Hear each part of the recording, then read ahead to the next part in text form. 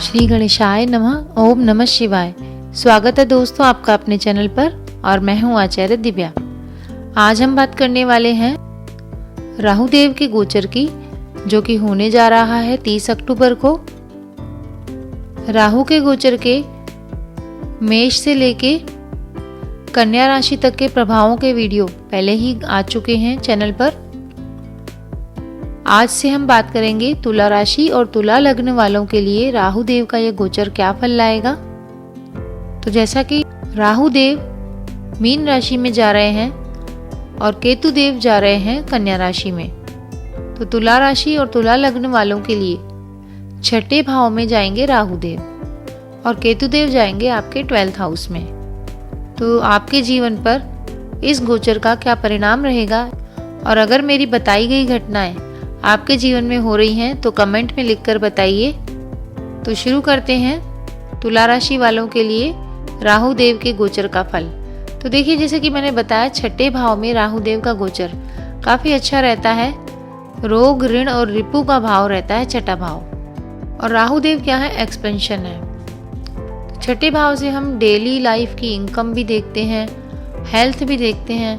तो हेल्थ में अगर काफी समय से आपकी कोई परेशानी चल रही थी और डॉक्टर लोग डायग्नोस नहीं कर पा रहे थे कि क्या प्रॉब्लम है, तो आप एक बार अपना डॉक्टर बदल के देखिए, यानी डबल चेक कराइए अपने हेल्थ इश्यूज को, क्योंकि राहु देव भ्रम की स्थिति में रखेंगे आपको।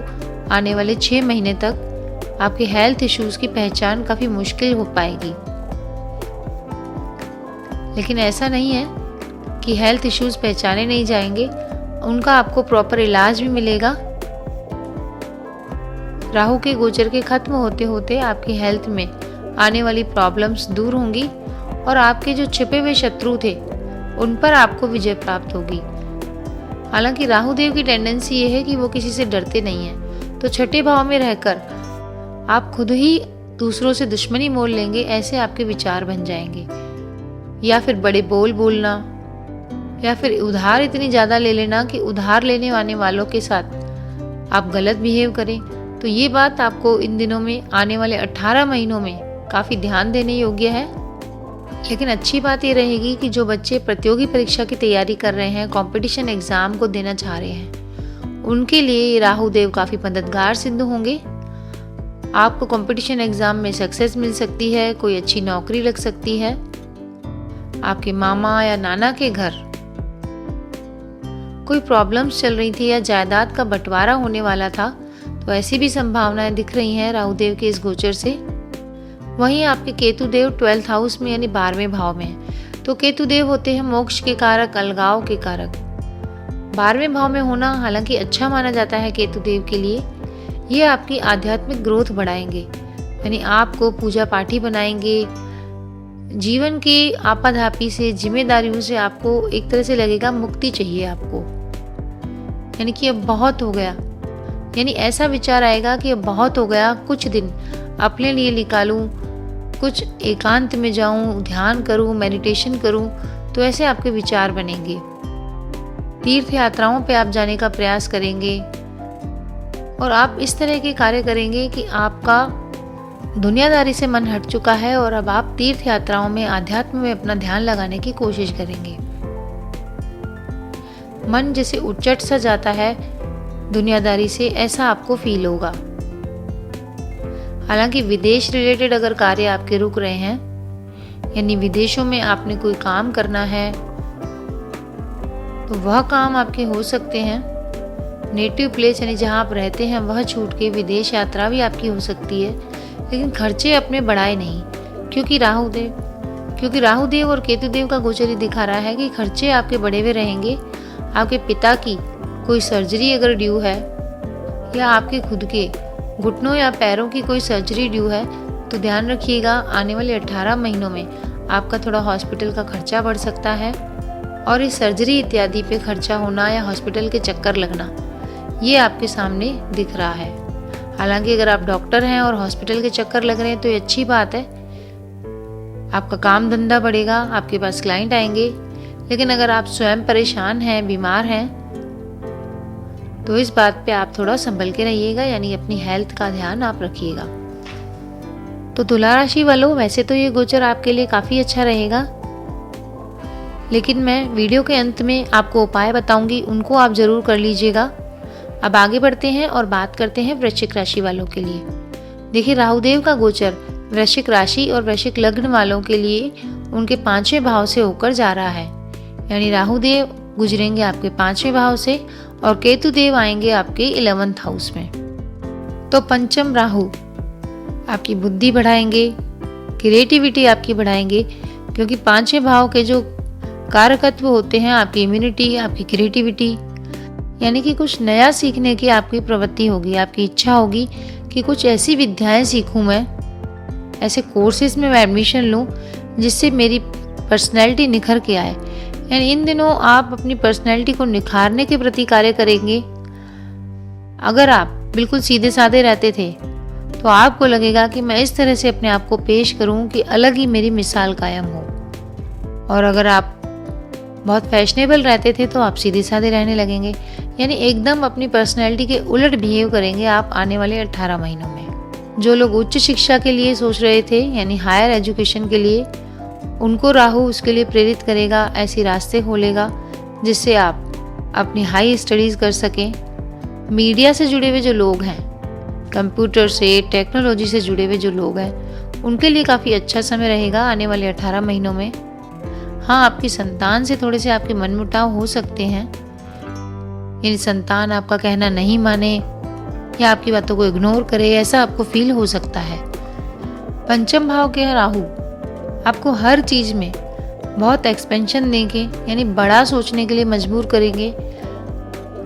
तो चूंकि पंचम भाव से हम प्रेम संबंधों को भी देखते हैं, तो राहु देव के कहने में आकर आप अपने प्रेम संबंधों में ढिलाई मत बरतिएगा, यानी कि बहुत संभल कर बिहेव करिएगा अपने प्रेमी या प्रेमिका से, या फिर ऐसा भी नहीं करें कि आप एक साथ 2-3 प्रेम संबंधों में उलझे हुए हैं। आने वाले दिनों में यह आपके लिए काफ़ी मुश्किल खड़ी कर सकता है। यानी सीधे शब्दों में कहें तो पंचम के राहु आपको फ्लर्टी बना सकते हैं। और केतुदेव की जहाँ तक बात है, 11th हाउस से गुजरेंगे तो आपकी आय और आमदनी तो बढ़ेगी। यानी इस ओर आप सोचेंगे कि मैं अपनी आमदनी कैसे बढ़ाऊं, अपनी इच्छाओं की पूर्ति के लिए ऐसा क्या काम करूं, और काम करेंगे भी। काम बदल बदल के आप करेंगे और ऐसा करेंगे कि आपकी इच्छाओं की पूर्ति हो, जिससे आपके संबंधों का दायरा बढ़ेगा, आपके जीवन में नए नए लोग आएंगे। लेकिन इसमें आपको संभलना यहाँ है कि जो नए लोग आपकी लाइफ में आएंगे वो सेल्फिश ज़्यादा रहेंगे। यानी मित्र मंडली जो बढ़ेगी, आपकी इच्छाओं की पूर्ति भी आपकी होगी, लेकिन सेल्फिश लोगों से, मतलबी लोगों से आपको बचना चाहिए, क्योंकि काम के लोग बहुत कम टकराएंगे आपसे और ऐसे लोग ज़्यादा टकराएंगे जो मतलब के लिए आपसे जुड़े, अपना मतलब निकाल के फिर आगे चलते बने। बड़े भाई से आपको संबंधों को काफ़ी संभाल के चलना है, क्योंकि 11th के केतु बड़े भाई से अनबन को भी दिखा रहे हैं।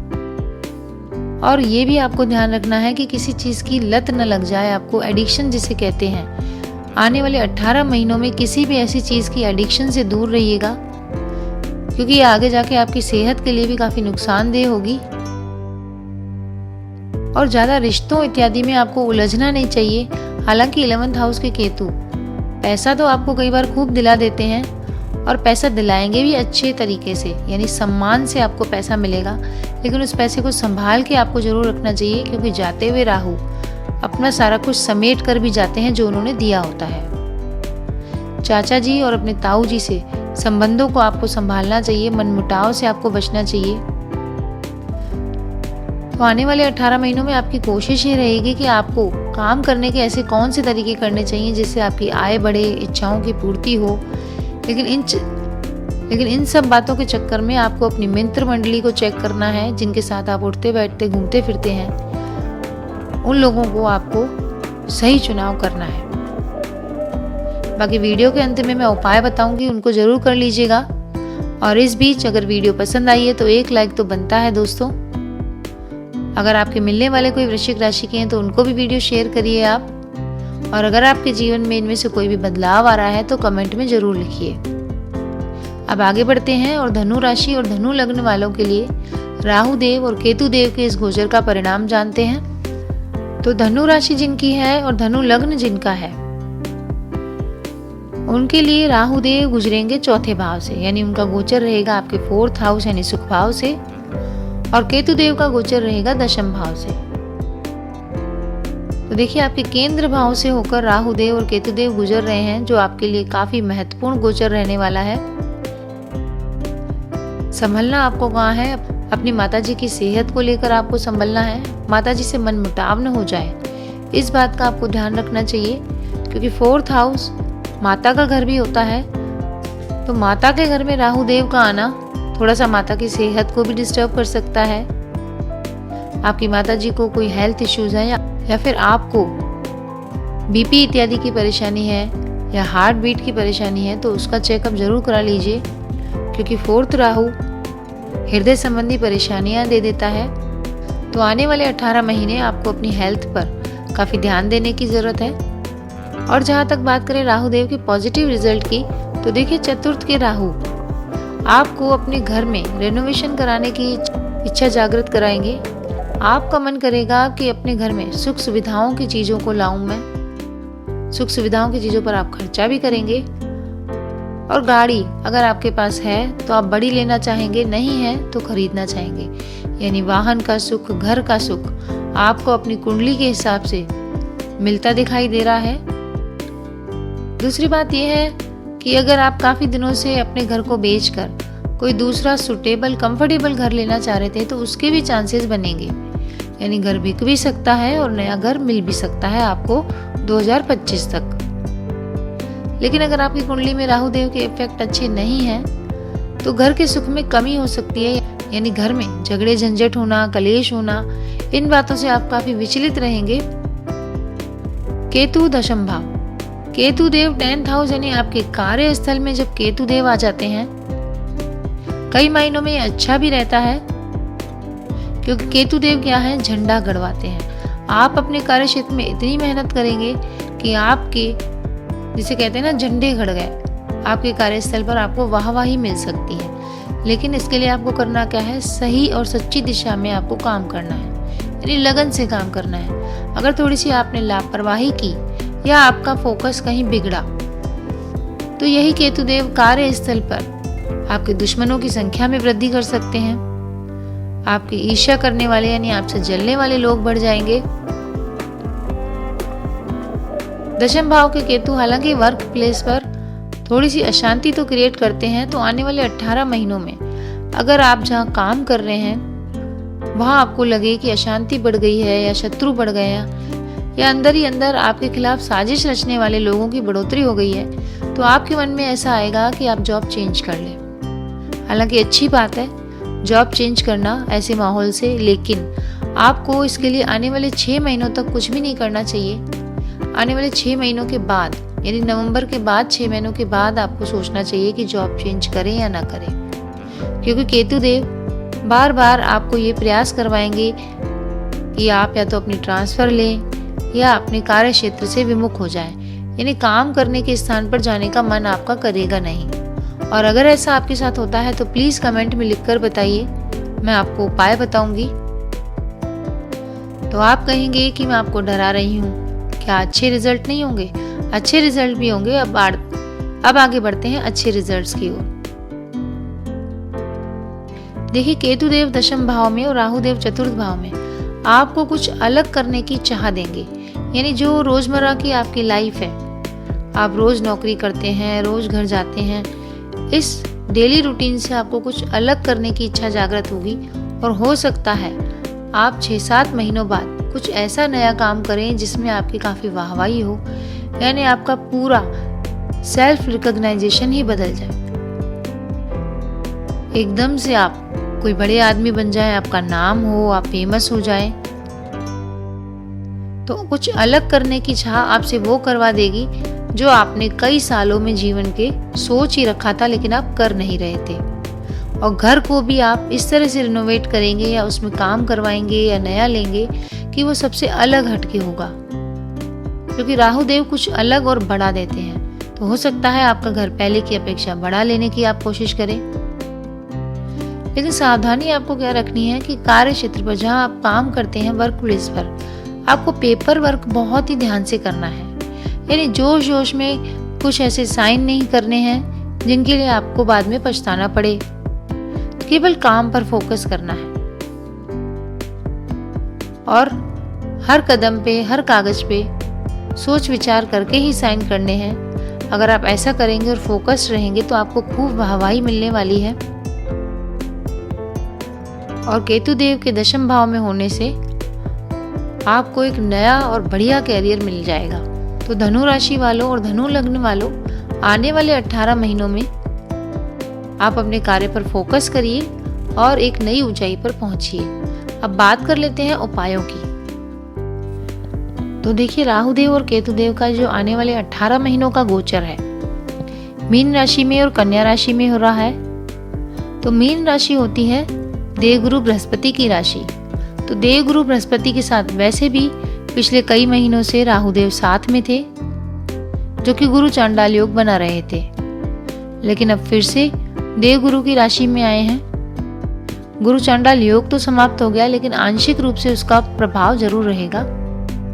तो इसके लिए सभी राशि वालों को गुरु की पूजा उपासना करनी चाहिए, अपने गुरु जी का आशीर्वाद लेना चाहिए और किसी भी मंदिर में जाकर सेवा करें, कुछ दान करें, भोजन का दान करें, गेहूं, चावल या भोजन बनाने की सामग्री, उस चीज का दान करें और नारायण भगवान के मंदिर में जाकर उनके दर्शन करें हर गुरुवार को। दूसरी बात, गाय भी देवगुरु बृहस्पति का ही रूप होती है। तो गाय की सेवा जितनी बन पड़े उनके लिए हरे चारे का इंतजाम करें, उन्हें गुड़ रोटी खिलाएं, गौ माता के औरा में रहें, यानी उनके चरण स्पर्श करें, गौ माता को स्पर्श करें। तो इस तरह से जो देवगुरु की राशि में राहु देव आए हैं वो आपका कुछ नहीं बिगाड़ पाएंगे, बल्कि आपको काफी सुख समृद्धि देकर जाएंगे। तो ये उपाय करिए, मस्त रहिए। अगर आप चैनल पर नए हैं तो प्लीज चैनल को सब्सक्राइब कर लीजिएगा और वीडियो अगर पसंद आए तो लाइक भी करिएगा। कमेंट में लिखिएगा हर हर महादेव। आगे आने वाली राशियों के लिए भी राहु देव के गोचर का फल लेकर आऊंगी। फिर मिलते हैं। नमस्कार दोस्तों।